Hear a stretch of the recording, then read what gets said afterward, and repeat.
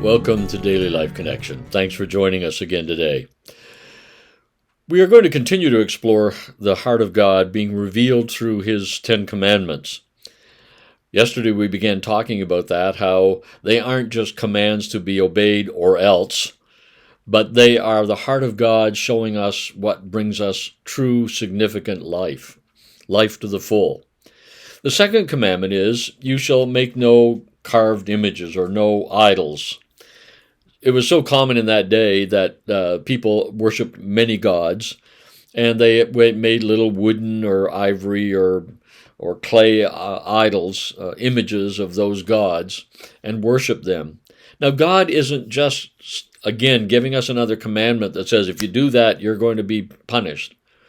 What He's trying to tell us, I believe, is this. Now, yesterday, I believe He was showing to us that when we put other people or other created beings in the place of God, expecting things from them that can only come from God, our lives will be impoverished. I believe today what He's showing us is this: when we put things in the place of God, expecting from things to give us significance, to give us joy, to give us happiness, to give us pleasure, when we depend on money or achievements or possessions, when we invest our value in those things to give us status, to give us value, then we again are going to feel very empty and hollow and shallow inside, because those things cannot confer on us self-esteem. Because, it's, for example, if I saw this car yesterday, I was out driving, and this bright red Ferrari pulled up alongside me. Whoa, I kind of felt pretty humble in my little Toyota Corolla.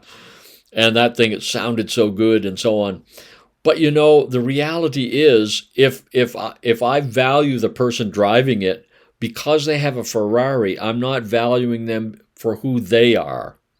And that's what happens with things.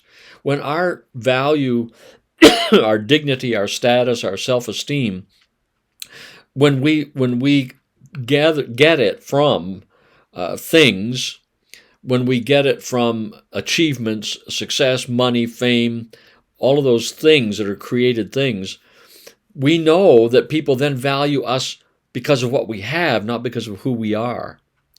And I believe God is saying, I want you to understand, you are valuable because of who you are. Don't depend on those things to give you your significance and your value and your contentment and your joy and your peace in life.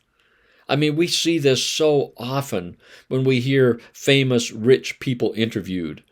And when they really get down to being honest about it, they'll say, all of these things, but I still have felt hollow inside.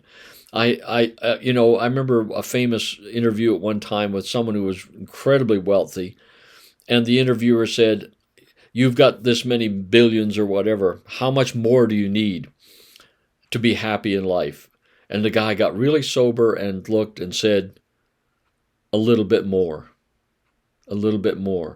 because that's the deceit of things and wealth.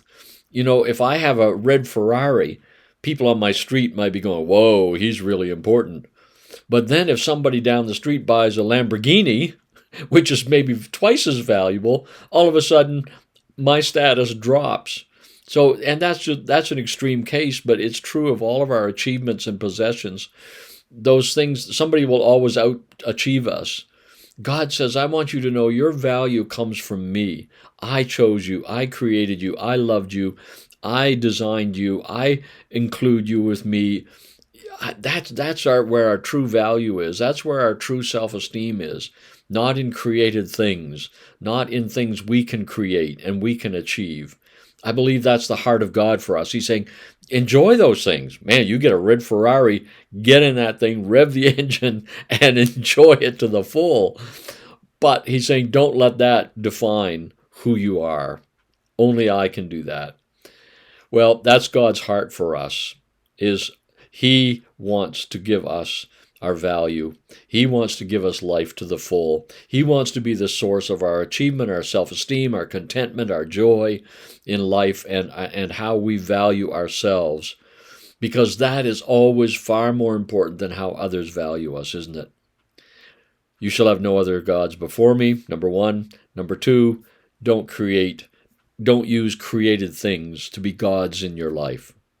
Good news for us today. Let's think about that. We'll talk again tomorrow.